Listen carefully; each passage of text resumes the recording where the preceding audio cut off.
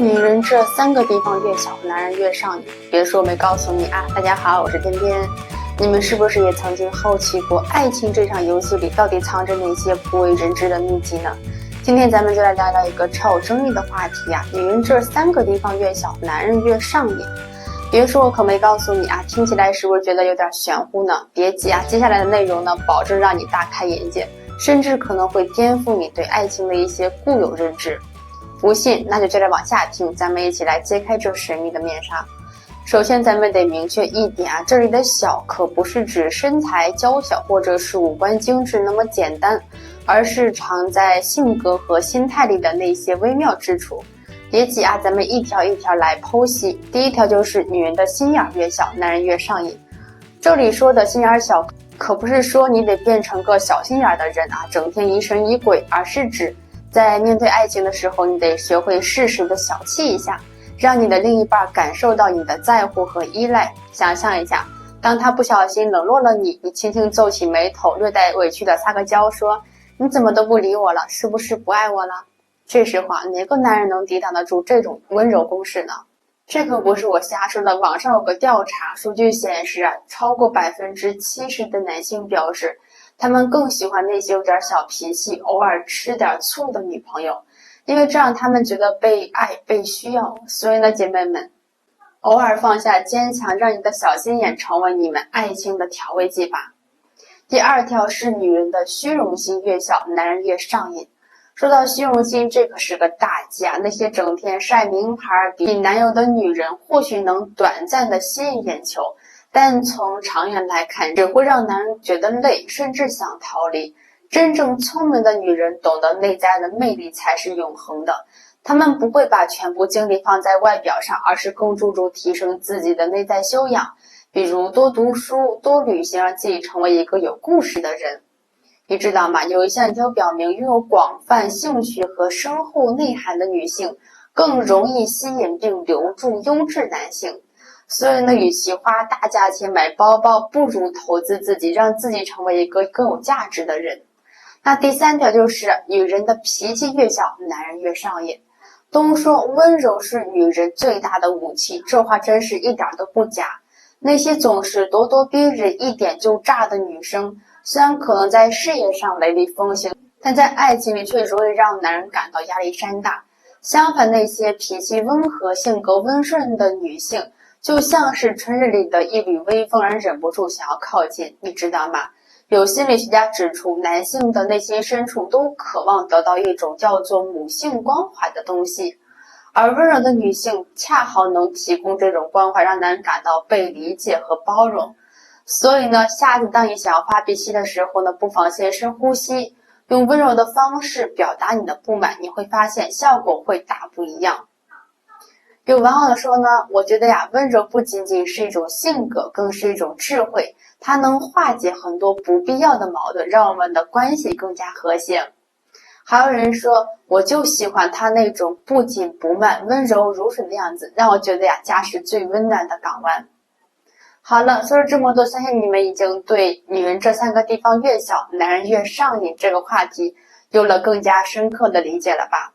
其实啊，爱情这东西说到底还是讲究个合适，每个人都有自己独特的魅力，关键是要找到那个能欣赏你、珍惜你的人。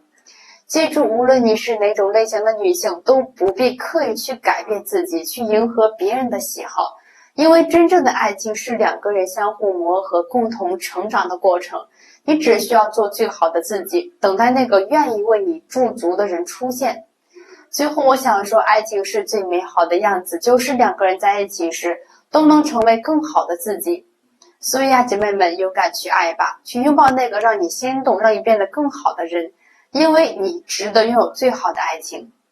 长期没有夫妻生活，男人的身体将会出现这3个大变化，千万别不当回事儿。大家好，我是天天。各位朋友们，今天咱们聊的话题啊，那可真叫一个劲爆，又带点小羞涩。不过呢，别急着脸红，这可是关系你我健康的大事。你们知道吗？长期没有夫妻生活，男人的身体可是会发生翻天覆地的变化的。是不是听起来有点玄乎呢？别急啊，听我慢慢道来，保证让你们大开眼界。咱们先说一说这第一个变化，荷尔蒙水平失衡。荷尔蒙啊，那可是咱们身体里的指挥官，不仅关乎肌肉的力量、骨骼的密度，还直接影响到咱们的精力和欲望。你们想一想看，一个男人的荷尔蒙水平要是低了，那还能叫男人吗？根据美国国立卫生院的一项权威研究，长期缺乏夫妻生活的男性，荷尔蒙水平会显著下降。这可不是我瞎说的，数据摆在这儿，不信都不行。就拿咱们社区的王大哥来说吧，40多岁的人了，因为工作繁忙和妻子聚少离多，慢慢的夫妻生活就少了。王大哥以前呢可是个大力士啊，5袋大米轻松拎上5楼不带喘的，现在呢爬2层楼就气喘吁吁的，跟老了10岁似的。去医院一查，原来是荷尔蒙水平低了，这就是长期缺乏夫妻生活的后果。朋友们，这可不是闹着玩的啊！再来说一说第二个大变化，心理压力增大。你们可别以为这事只关乎身体，其实心理影响更大，长期得不到满足，不仅身体会出问题，心理也会跟着遭殃。美国一项针对5000名成年男性的调查显示，长期缺乏夫妻生活的男性患抑郁症的风险增加了20%呢，这可不是个小数目啊，朋友们。咱们再看看李先生的例子啊，李先生30岁出头，因为工作原因长期出差，和妻子呢是两地分居。慢慢的，李先生发现自己变得是易怒、焦虑，甚至有时候还会失眠。他一开始呢还以为是工作压力大呢，后来咨询了心理医生才知道，问题就出在长期缺乏夫妻生活上。这事啊，真是让人哭笑不得。你说一说，这心理压力啊得有多大呀？最后咱们聊一聊这第三个变化，心血管健康受影响。你们可能没想到吧，长期缺乏夫妻生活还会影响到心血管健康。根据哈佛大学公共卫生学院的研究，规律的夫妻生活有助于降低心脏病的风险。相反啊，长期缺乏可能会导致心血管健康出现问题。这可不是我危言耸听啊，朋友们。就说赵叔叔吧，50多岁的人啊，退休前呢是个工作狂，几乎没时间顾及家庭。退休后呢，他和妻子的夫妻生活也少了。结果呢，没多久，赵叔叔就出现了高血压、高血脂的问题。医生告诉他，这就是长期缺乏夫妻生活和运动导致的。这事儿真是让人唏嘘不已呀。说到这儿呢，你们是不是已经开始紧张了？别急啊，我这儿还有几招锦囊妙计呢。首先呢，咱们得合理安排时间，保持规律的夫妻生活。工作再忙也得给身体留点时间，每周至少安排1到2次，这样既能满足身体的需求，又增进夫妻的感情，这可是双赢的事啊。其次呢，咱们得和伴侣积极沟通，增进理解。有时候呢，不是不想，而是不知道如何开口。找个合适的时机和伴侣好好的聊一聊，你会发现这事儿其实没那么难，沟通才是解决问题的关键。最后呢，咱们得关注健康，定期检查。身体的小细节往往就是大问题的信号，定期体检能及时发现问题，早预防早治疗，可别等到问题严重了才后悔莫及。女人的隐私处为什么只能让自己的老公看呢？听一听这3位女人是怎么说的。大家好，我是天天，今天咱们聊的话题那可是既敏感又充满争议，保证让你听完之后啊，心里头小火苗呼呼直冒。没错啊，就是女人的私密处为啥只能让自己的老公看？这个话题简直就像是一枚深水炸弹啊，扔进了平静的湖面里，瞬间的炸开了锅。你可能会说了，这都什么年代了还聊这个？但别急啊，咱们先听一听这3位女士是怎么说的，保证让你大开眼界，甚至开始反思自己的观念。首先登场的是咱们的事业女神李莹，35岁，金融界的佼佼者，独立自信，典型的都市白领。她一开口那叫一个掷地有声。女人的隐私处那是我们的底线，除了自己老公谁也不能碰。这话一出，你是不是觉得李莹真是个女中豪杰呢？坚守着自己的原则和底线。可别急啊，咱们的王敏可不同意了。王敏37岁，性格直率，经历过婚姻的波折，如今活得那叫一个洒脱。她笑眯眯地说，李莹啊，你这观念可有点过时了，咱们新时代的女性得自信点，别总把自己的价值跟那地方挂钩，咱们的价值可大了去了。这话一出，你是不是觉得王敏真是个思想先锋呢？敢于挑战传统观念。别急啊，咱们还有张薇呢。张薇33岁，温柔贤惠，已婚妇女一枚。还有个可爱的女儿。他一听这话，赶紧点头。他说，我还是觉得女人的隐私处还是得留给最亲密的人，那可是咱们的尊严啊，怎么能随便让人看呢？这三位女士各有各的观点啊，各有各的故事，简直就像是一场观念大战。咱们先别急啊，听听网友们的评价，再下结论也不迟。有网友说呢，李莹说的对啊，女人的隐私处就是咱们的底线，得好好的守护。还有网友呢支持王敏说，新时代的女性就是要自信点，别总被传统观念给束缚了。当然有网友呢站在张薇这边，他说夫妻之间就得相互尊重，相互信任，这就是幸福婚姻的基础。你看啊，网友们也是各有各的看法，各有各的立场。那咱们就来深入聊一聊这个三位女性的故事吧。李莹她是一个事业有成的女性，独立自信，从不把自己的价值等同于性或婚姻状况。她曾经有个追求者，被拒绝后竟然恶语相向，说她是个没有男人疼爱的老处女。这话可把李莹给气坏了，但也让她坚定了自己的观念。她说，女人的价值可不是由别人说了算的。王敏呢，她可是个经历过婚姻波折的女性，她的前夫简直就是个渣男，不仅不尊重她，还经常贬低她，伤害她，就连她最私密的部位也曾经遭过前夫的亵渎。这让王敏彻底醒悟，女性啊，首先得学会尊重自己，不能把自己的全部价值寄托在别人身上。至于张薇嘛，她可是个温柔贤惠的好妻子、好母亲。她的丈夫体贴入微，对她尊重有加，两人的感情一直都非常融洽，也让张薇呢更加坚定了自己的观念。她说，夫妻之间就得相互尊重，相互信任，把最私密的部位只分享给最亲密的人，也是对彼此的一种极大的尊重。你看啊，这三位女士的故事是不是各有各的精彩呢？她们用自己的经历诠释了女人的隐私处为啥只能让自己的老公看。这个话题的多种可能性，那咱们来总结一下吧。其实呢，这个话题并没有绝对的答案，每个人的观念、经历和价值观都不同，所以看法也就各不相同。但有一点是肯定的，女性呢得学会自尊、自信，珍视自己，不能把自己的价值等同于性或婚姻状况，只有这样才能获得他人的真正尊重。所以呢，咱们别总被传统观念给束缚了，思想要敢于挑战，敢于创新。就像这三位女士一样，用自己的故事和经历为咱们女性争光添彩。男人睡前将风油精滴进肚脐里，一段时间之后，身体会出现哪些变化呢？大家好，我是天天。今天咱们聊的话题，那叫一个神奇，那叫一个让人难以置信。你们听说过睡前将风油精滴在肚脐里，居然能让身体发生翻天覆地的变化？是不是听起来就像是武侠小说里的那种神秘偏方呢？别急啊，咱们今天来细细的揭秘一下，看一看这风油精到底有啥魔力。话说有这么一哥们儿啊，咱们就叫他阿强吧。阿强可是个养生达人，平时没事就爱琢磨那些中医小妙招。有一天啊，他在网上闲逛，偶然看到一篇文章，说睡前把风油精滴进肚脐里，能调理身体，改善睡眠，甚至还能减肥瘦身。阿强一看，这不就是不用吃药，不用打针，就能让身体变好的好事吗？于是啊，他二话不说，当天晚上就迫不及待地试了起来。阿强小心翼翼地拿起那瓶绿油油的风油精，轻轻地滴在了肚脐上2滴。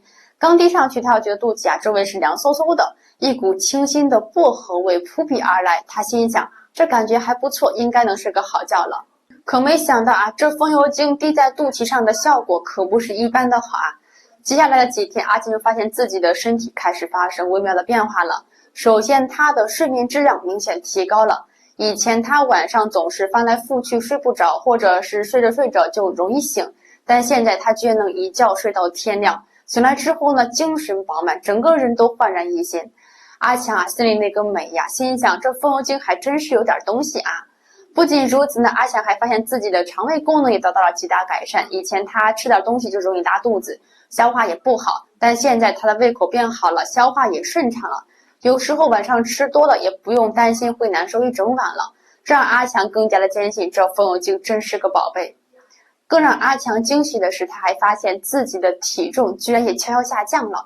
虽然下降的不是特别多啊，但对他来说也算得上是个不小的鼓励。毕竟谁不想拥有一个既健康又苗条的身体呢？阿强兴奋地把这个发现跟朋友们分享了，结果呢引发了不小的轰动。大家都觉得这事啊太神奇了，纷纷表示要试一试看。不过呢，有些人持怀疑态度，觉得这事情听起来怎么有点像天方夜谭呢？怎么可能会有这么好的效果呢？对此啊，我也得提醒你们一句啊，虽然这个方法可能有效，但并不是说人人都适用的，毕竟每个人对身体状况都不一样。有些人可能会对风油精里的成分过敏或者产生不良反应，所以呢，在尝试这个方法之前，最好还是先咨询一下医生或者专业人士的意见。说到这里啊，我突然想起小时候被蚊子叮的经历。那时候呢，只要被蚊子咬了，第一时间就是拿起风油精来涂一下。那时候只觉得它味道很清凉，能止痒。现在想一想，原来风油精的用处可多了去了。它不仅能提神醒脑，还能用来缓解头痛、晕车等不适，甚至啊，还有人用它来泡脚呢。不过话说回来，这风油精滴在肚脐上的方法虽然可能有效，但也不是万能的，它不能代替药物和正规的治疗手段。所以呢，大家如果真的是身体不适的话，还是要记得及时就医。不过话说回来，我觉得阿强这个小伙子还是挺有勇气的啊，他敢于尝试这种新方法，并且还能坚持下来观察身体的变化，这种对健康的追求和执着精神还是值得我们学习的。当然了啊，在尝试任何新方法之前，咱们还是得了解清楚它的原理和可能的风险，毕竟健康可不是闹着玩的。好了，说了这么多，咱们也该到结尾了。总结一下啊，这风油精滴在肚脐上的方法虽然可能有一定效果，但并不是说人人都适用的，每个人的身体状况都不一样，所以在尝试之前一定要先咨询一下专业人士的意见。当然了，如果你真的想改善睡眠、调理身体的话，还是建议你呢用科学的方法进行，比如呢保持良好的作息习惯，均衡饮食、适量运动等等。这些啊都是经过科学验证的有效方法。最后啊，我希望大家都能有一个健康快乐的生活。男人的3个禁区，真正把你当老婆的时候才会对女人开放。大家好，我是天天，各位朋友们啊，今天咱们来的话题呢是特别有意思啊，也特别的实用，那就是男人在什么时候才会对你开放他心中的那些禁区。这可不是一般的禁区啊，而是关乎他对你感情深度的爱情禁区。如果你发现男人对你开放了这3个禁区啊，那不用我多说了，他已经把你当成了他生命中的另一半，甚至可能已经默默在心里啊把你当做老婆了。咱们先来说一说第一个禁区，就是带你见他的朋友，这可不是随便说一说而已啊，朋友们，你们要知道，朋友圈里的高调示爱可能只是表面功夫，毕竟朋友圈可以分组，可以屏蔽，甚至可以设置仅你可见。但要是一个男人真的愿意带你去见他的朋友，热情的向他们介绍你，那绝对是因为他心里啊已经认定了你。想象一下，当一个男人带你走进他的朋友圈，向他的哥们儿姐们儿大方的介绍说，这是我的女朋友，未来的老婆，那一刻他的眼神里一定充满了坚定和自豪。他这样做既是在表明他对你的心意和认可，也是在给你带一剂强心针，让你感受到他的决心和安全感。他想和你一起走下去，所以愿意让所有人知道你的存在，宣告自己结束单身生活，同时也宣告了你就是他此生认定的老婆。接下来咱们聊一聊第2个禁区啊，和你分享他的财产情况。这个话题可敏感了，在这个什么都不够透明的时代，一份真心确实比什么都可贵。恋爱中的男女免不了会涉及到金钱上的花销，一些必要的恋爱支出，男人通常不会拒绝，毕竟恋爱也需要成本嘛。但如果只是恋爱关系，男人只会为你花钱，但绝不会轻易将真实的财产情况全部告知于你。要知道，男人虽然看起来大大咧咧的，但并不意味着他们没有防备心。在这个社会上，杀猪盘、仙人跳等各种骗取财产的手段层出不穷，男人可不会傻到为了一个不确定的未来而搭上所有财产的地步。所以呢，在金钱这个问题上，男人通常会非常的谨慎。但要是有一天他主动和你分享了他的财产情况，甚至将财政大权交给你啊，那绝对是因为他已经把你当做了可以相伴一生的老婆。这种信任，这种安全感是他对你深深爱意的体现，即使他嘴上不说，心里也早就把你当做了生命中不可或缺的一部分。最后呢，咱们聊一聊这个最具分量的禁区，带你回家见父母。婚姻呀，可不是2个人的事情，而是2个家庭的事。在走向婚姻这条路上，父母绝对是最后一道难关。如果一个男人真的把你当做老婆，想和你结婚，那么他一定会主动提出带你回家见家长。想象一下那个场景，他牵着你的手走进那个充满温馨和爱的家，向他的父母介绍你说，爸妈，这就是我要娶的老婆。那一刻，他的眼神里一定充满了温柔和坚定，而他的父母呢，一定会用充满祝福和期待的眼神看着你，仿佛在说欢迎你成为我们家的一员。但要是他打心底里就不认可你，或者只是和你玩一玩而已，那就算是你百般请求，他还总是有千百个反对的理由，他会找各种借口拖延时间，甚至可能会直接拒绝你，因为他从来就没有真正把你当做结婚对象来看待。结婚是人生中的大事之一，男人在考虑结婚这件事上可精明着呢，他们会考虑双方的能力、家庭背景、未来的发展等等，任何可能的问题都会成为他们望而却步的理由。但要是他真的爱你，他就会积极的去寻求解决问题的办法，而不是一味的逃避和拖延。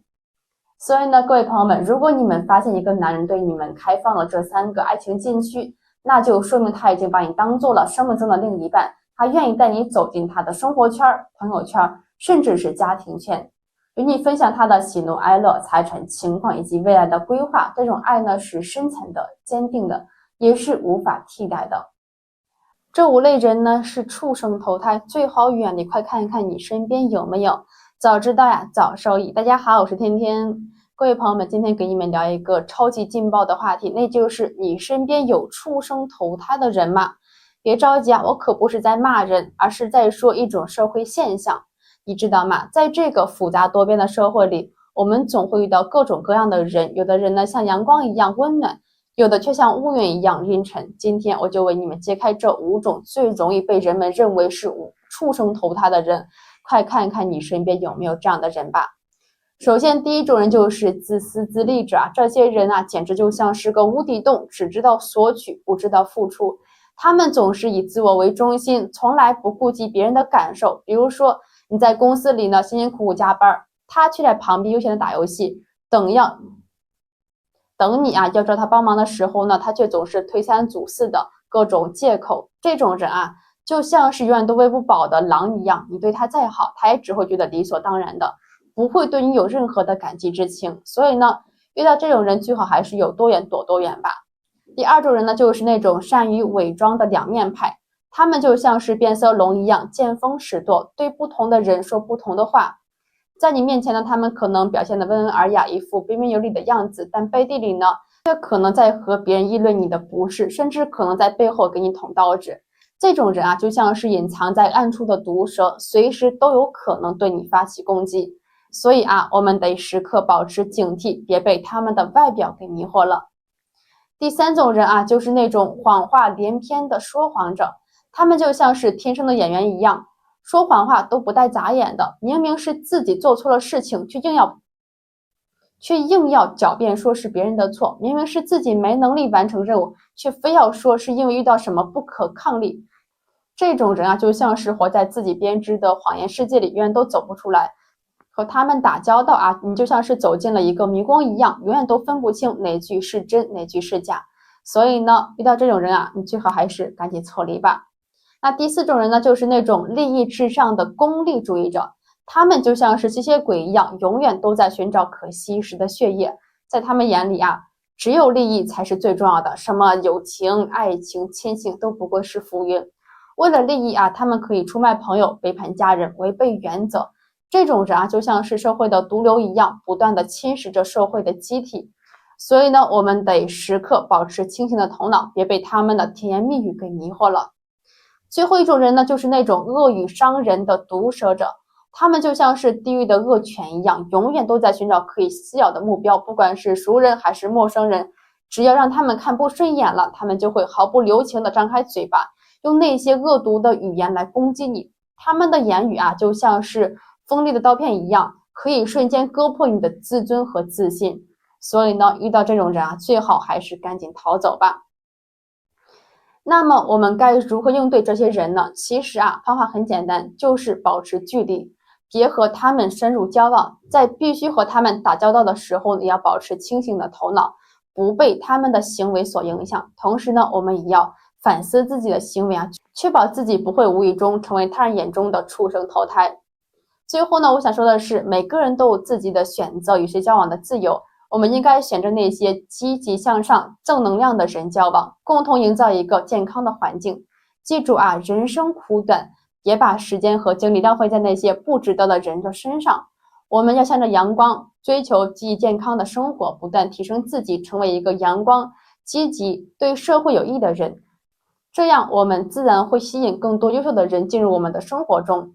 为什么女人穿裤子都不系腰带呢？不怕裤子掉下来吗？原因令人脸红。今天我们就聊一聊这个话题。大家好，我是天天。各位朋友们，今天给你们扒一扒那些让人好奇又忍俊不禁的生活小秘密。今天咱们要探讨的是那个让不少哥们儿抓耳挠腮的谜题：为啥咱们身边的女神们穿裤子时总爱解放腰带？难道她们真的不担心裤子会突然离家出走吗？别急啊，接下来的内容保证让你大开眼界，甚至有那么一点点脸红。想象一下，阳光明媚的午后，街头巷尾那些穿着时尚、步履轻盈的女神们，她们的裤装仿佛有魔力一般，紧紧贴合着曼妙的身姿，却不见一根腰带的束缚。这不禁让人心里嘀咕，这裤子到底是怎么做到既不掉落又不失风度的呢？是魔术还是秘密武器？别急啊，咱们一步步揭开这神秘的面纱。首先得从咱们东北那旮瘩的气候说起啊，夏天的热烈与冬天的冷冽，造就了女神们对穿着的独特讲究。夏日炎炎，轻薄透气的衣物成了首选，裤子自然也追求宽松自在，系上腰带那简直是给清凉添堵嘛。至于冬日啊，层层厚衣之下，腰带的存在感瞬间削弱，保暖才是王道，谁还在乎那点束缚感呢？天天觉得这就是大自然赋予我们的穿衣智慧，随季节而变，自在随心。再来说一说这裤子设计的学问啊，如今的时尚界可谓是绞尽脑汁，只为给女性带来最贴心的穿着体验。护腰部分不仅追求美观，更注重实用，高弹力面料、精致的剪裁，加上贴心的松紧设计，让裤子仿佛有了生命，紧紧拥抱住女性的腰部曲线，即便是剧烈运动也能保持优雅不失态。天天真心觉得啊，这样的设计简直是对女性身体的最高赞美，腰带或许已经成了多余的装饰了。时尚圈的风向标总是让人琢磨不透又趋之若鹜，那些站在潮流顶端的明星、网红们纷纷以无带裤装示人，这不仅仅是对舒适的追求，更是对一种生活态度的展现。女神们纷纷效仿，不仅是为了追赶潮流，更是为了展现自己独立自信的一面。天天认为这种对时尚的敏锐捕捉和勇敢尝试，正是现代女性魅力的最佳诠释。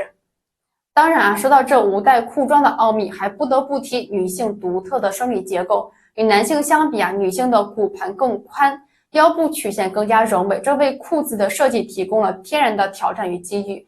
设计师们巧妙利用这一点啊，通过精准的测量与剪裁，让裤子在腰部形成完美的贴合，无需额外束缚就能稳稳当当。天天不禁要为这些设计师们点赞，他们的匠心独运让女性之美得以更加自由的展现。说到这儿，咱们也不得不提一句玩笑话，有些女神之所以不系腰带，或许真的是因为懒。在这个快节奏的时代里，简化一切繁琐，追求极致的便捷与舒适，似乎已经成了一种新的生活哲学。系腰带那得多麻烦呀！还是让它在衣柜里静静地躺着吧。天天觉得这种懒得有理、懒得自在的态度，也未尝不是一种生活的智慧呢。最后，咱们来聊聊那个让人脸红心跳的潜在好处啊！在亲密的二人世界里，无带裤装的便利之处，或许只有经历过的人才能深刻体会。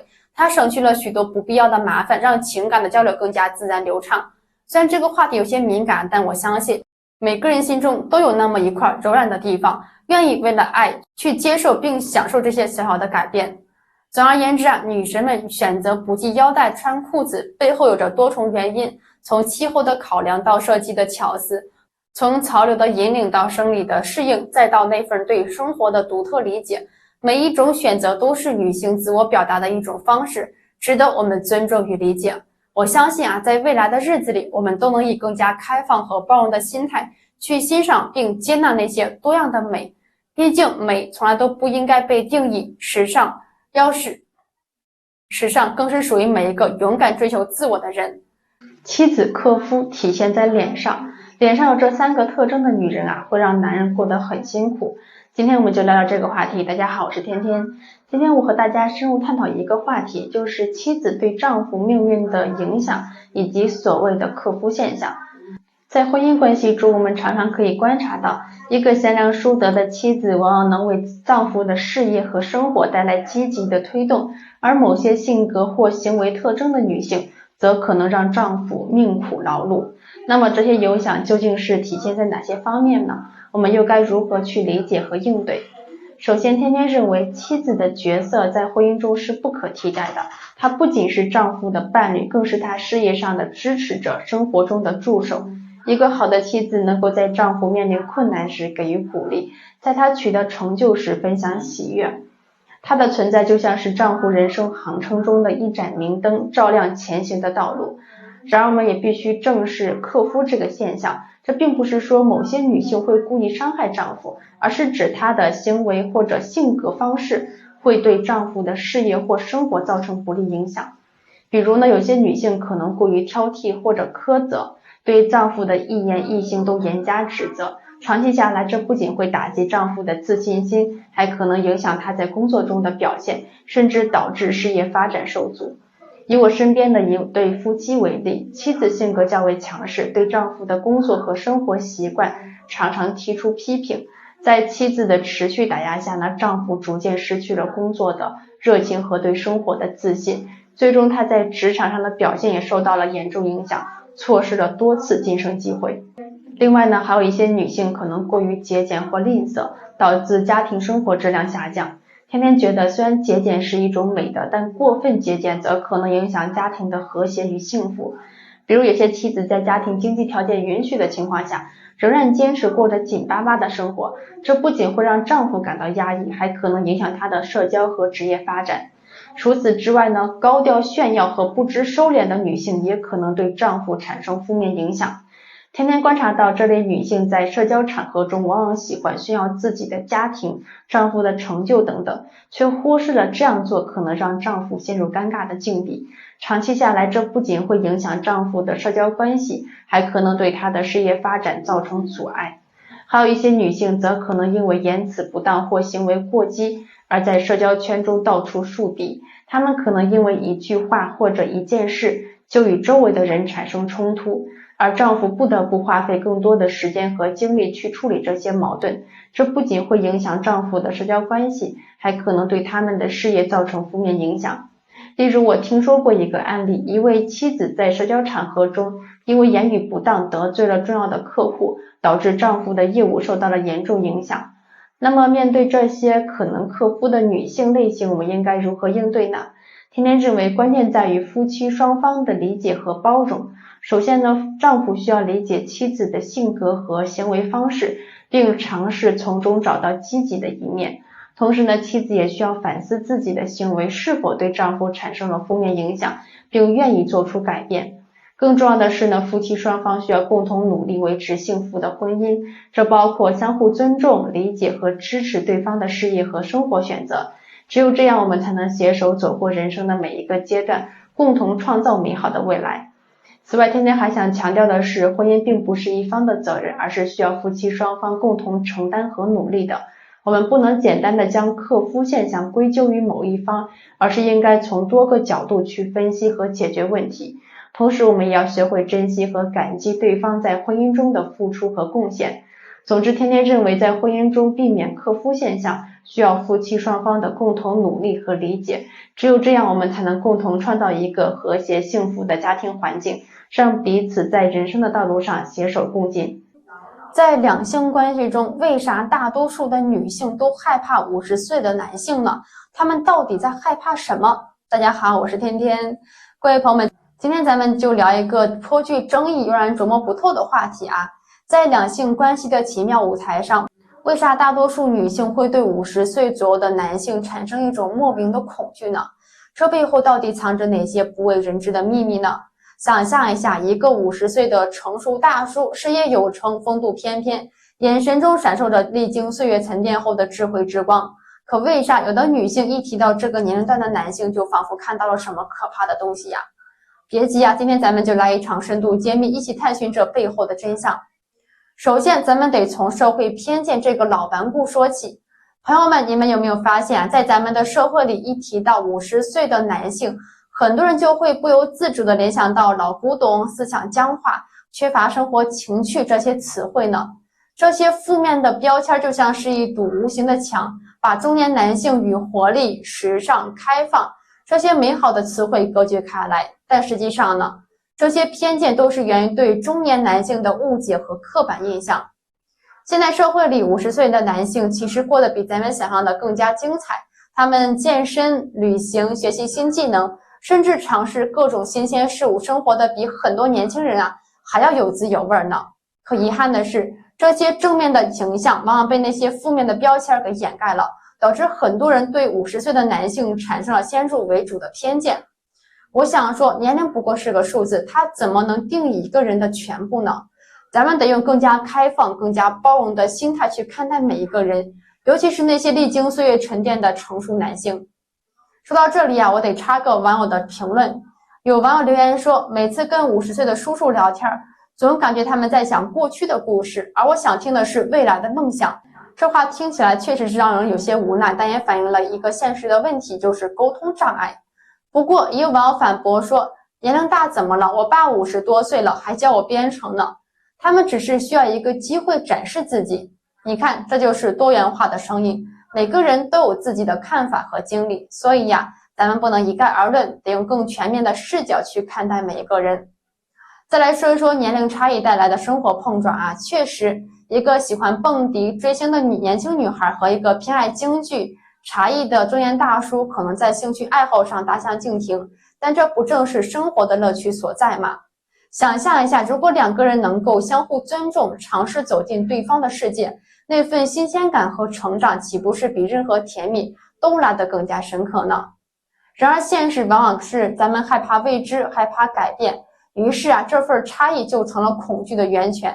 其实咱们应该勇敢地跨出舒适圈，去尝试那些看似陌生却又充满魅力的事物，因为只有这样，咱们才能真正地感受到生活的丰富多彩。当然了，性格问题也是不容忽视的一环，人到中年确实会面临各种压力和挑战，这一点咱们都懂。但我想说的是，不是所有50岁的男性都会变得忧虑易怒，相反，很多经历过风雨的他们更加懂得如何控制情绪，如何以平和的心态面对生活。他们的沉稳，他们的宽容，正是年轻人所缺乏的宝贵品质。然而个别案例的负面影响就像是一颗老鼠屎坏了一锅粥，让女性对整个群体产生了误解。所以咱们得学会区分个体和群体，不能因为个别案例就对整个群体产生偏见。最后咱们得聊一聊沟通这个问题在这个快节奏的社会里，人与人之间的交流似乎变得是越来越肤浅了。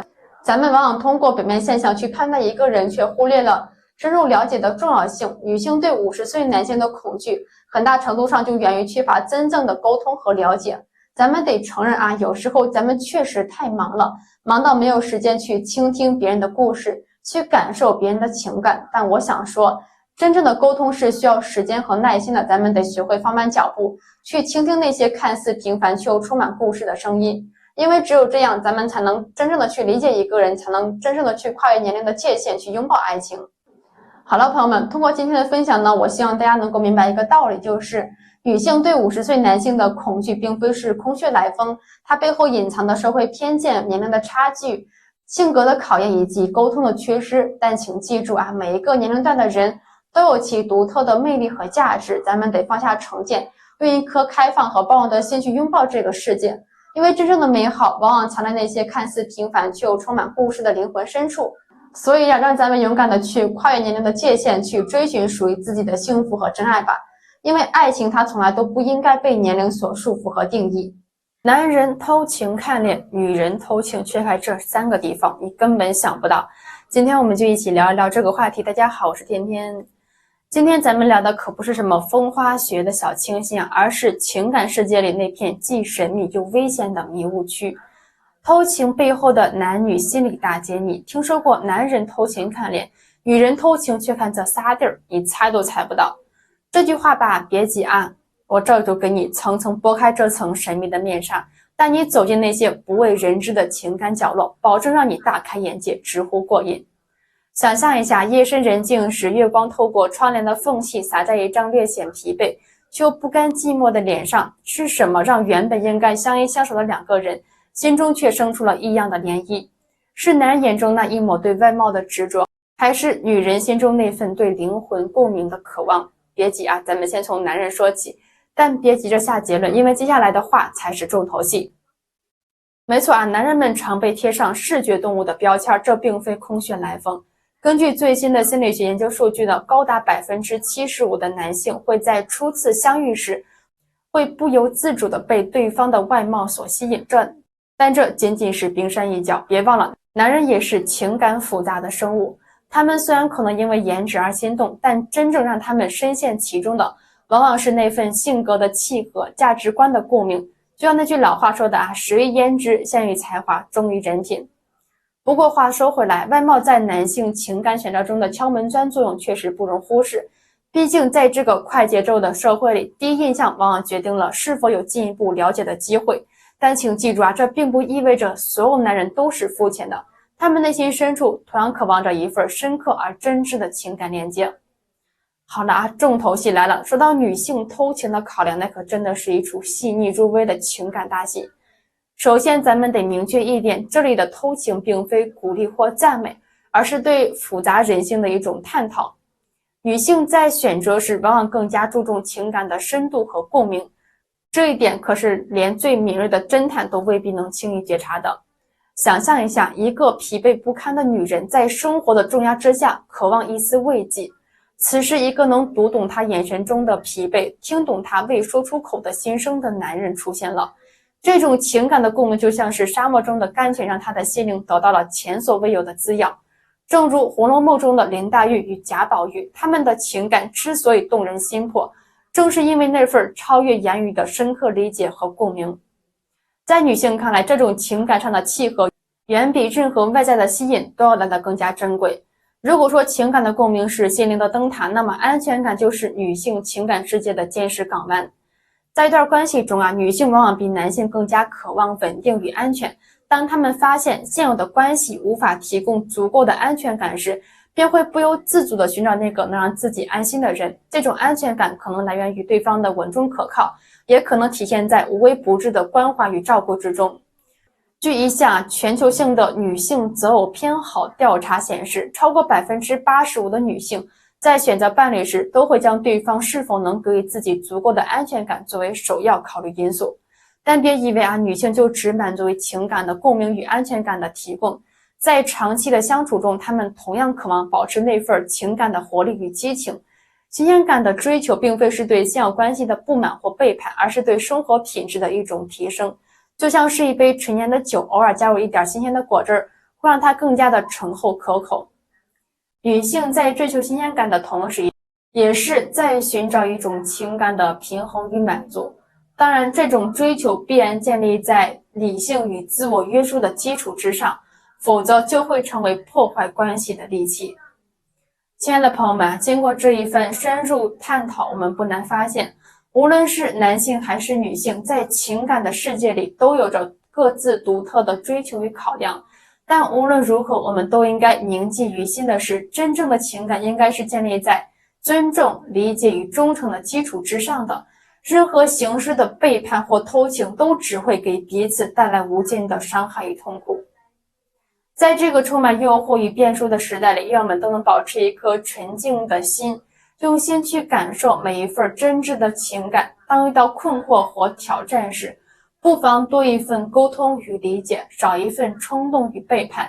只有这样，我们才能在情感的海洋中乘风破浪，最终抵达那个属于我们的幸福彼岸。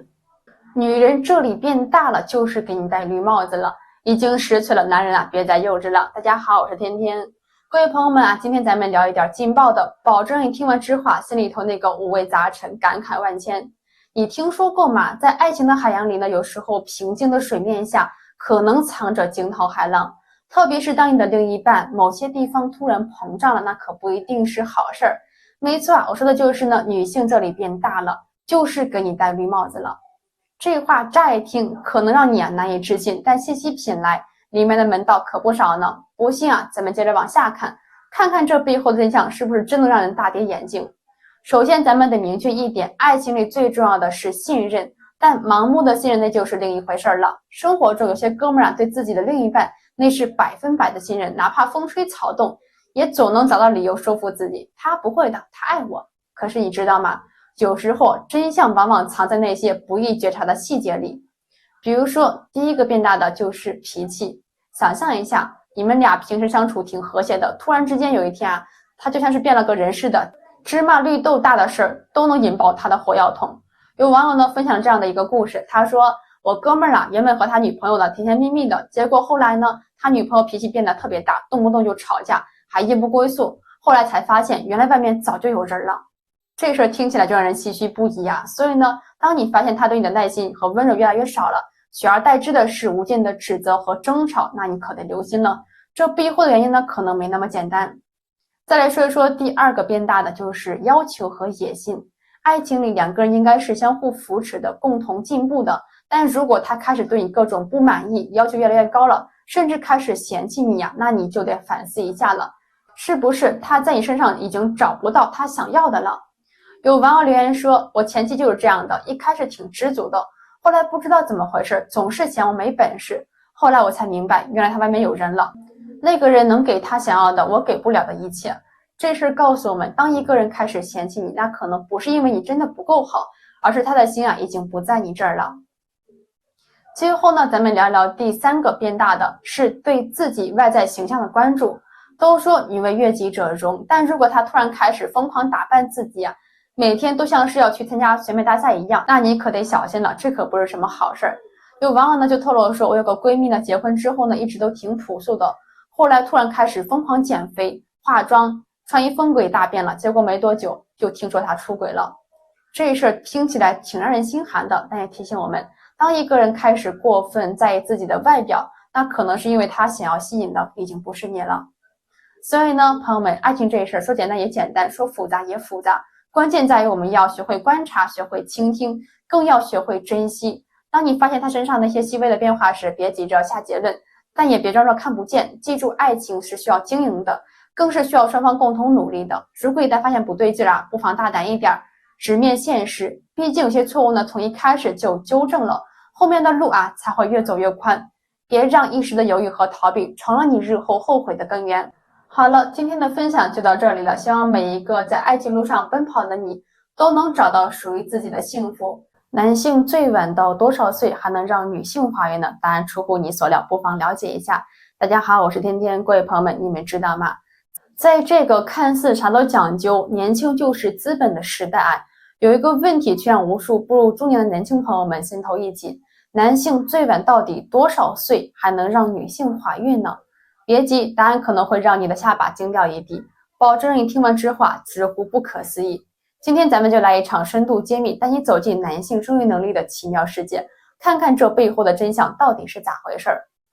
传统观念里头呢，总说男性像是那永不磨损的机器啊，生育能力似乎永远都不会衰退的。但讲真，科学研究早要告诉我们，这事儿可没那么简单。男性的精子啊也是有他们的保鲜期的，跟咱们买的水果蔬菜是一样的，得趁着新鲜吃才最营养，你知道吗？25岁到35岁这10年，简直就是男性生育能力的巅峰时刻。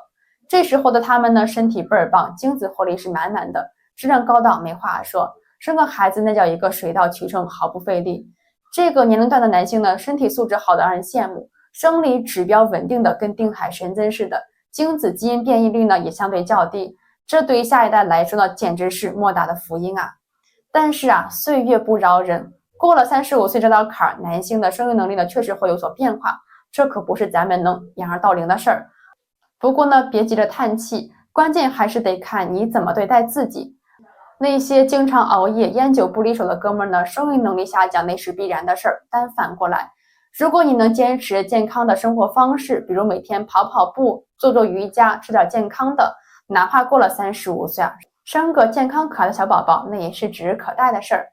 现代医学的进步让生育这事儿不再是年轻人的专利，越来越多的研究表明呢，通过合理调整生活方式，加上适时的医疗干预，中老年男性的生育能力也能得到显著的提升。不过呢，咱们也得面对现实，随着年纪的增长，男性的生育能力还是会受到更多考验的。特别是55岁及以上的男性朋友们，生育这事可不只是体力活了，还得考虑到更多的生理和遗传风险。研究表明，随着年龄的增长，男性的精子 DNA 碎片化率会逐渐增高，这就意味着受精卵的质量可能会下降，胚胎停育和流产的风险也就跟着增加了。更为关键的是呢，高龄男性的后代出现自闭症、精神分裂症等精神发育障碍的风险也会相对比较高。这事可真是让又爱又恨的，既想拥有新生命，又担心遗传风险。但好消息是科技的进步为男性高龄的生育提供了新的可能，辅助生殖技术，比如体外受精和精子筛选技术，这些高科技手段能够显著提升生育的成功率同时呢，降低遗传的风险。想象一下，通过这些技术呢，筛选出健康的精子用于受精，就像是给未来的孩子穿上了一层隐形的保护罩，让他们能够更加健康的成长。所以呢，朋友们生育这事真的不是年轻人的专利，而是每一个希望担起父母责任人的人去选择。咱们得用科学的态度和责任感去面对它。对于想要在高龄期得子的家庭来说呢，寻求专业的医疗咨询，进行全面的身体检查，了解所有可能的医疗选项，那都是必不可少的步骤。生育它不仅仅是一个简单的生命延续过程，更是一个家庭幸福与责任的传递。让我们以科学的武器勇敢地迎接新生命的到来吧。记住无论何时何地，爱和希望永远是我们最坚强的后盾。男人为何总是想发生关系呢？女人也是这么想的吗？男女都要了解一下。大家好，我是甜甜。各位朋友们，你们是不是也曾经对这个问题感到好奇呢？爱情和欲望的选择，男生为什么总是想发生关系，而女生他们也是这样想的吗？